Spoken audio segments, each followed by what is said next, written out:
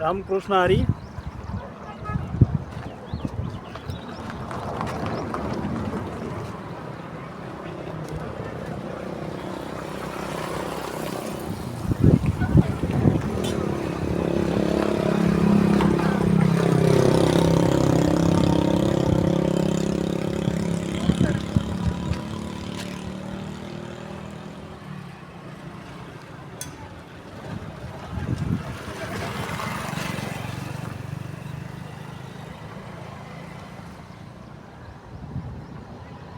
जय जय रामकृष्ण हरी. बघा भाविक भक्तांनो आणि सज्जन हो, जो आपल्या परिवारामध्ये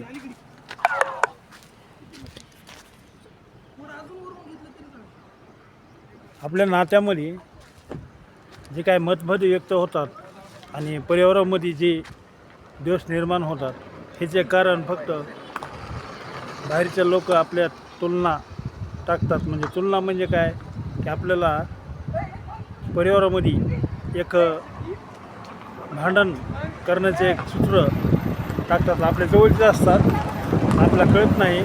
कारण का धर्मपती आणि धर्मपत्नी हे सत्य पती आहेत. कारण का हे लग्नाचा जोडा ज्यावेळेस झालेला आहे, एक पूर्ण आयुष्य 7 जन्माची जोडी असते आहे. पण ह्याला न टिकून देणे म्हणजे आपल्या जवळचे नातेवाईक किंवा बाहेरचे असत्य आपल्या परिवारामध्ये घुसते, त्यावेळेस एकमेकाची किंमत कमी केली जाते. तर माझं एक सांगणं महत्त्वाचं आहे की परिवारामध्ये किंमत कमी करू नका. कारण का सर्व समान किंमत आहे.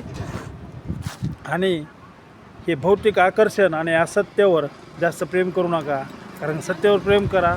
सत्य प्रेम हे आपले परिवारच आहे.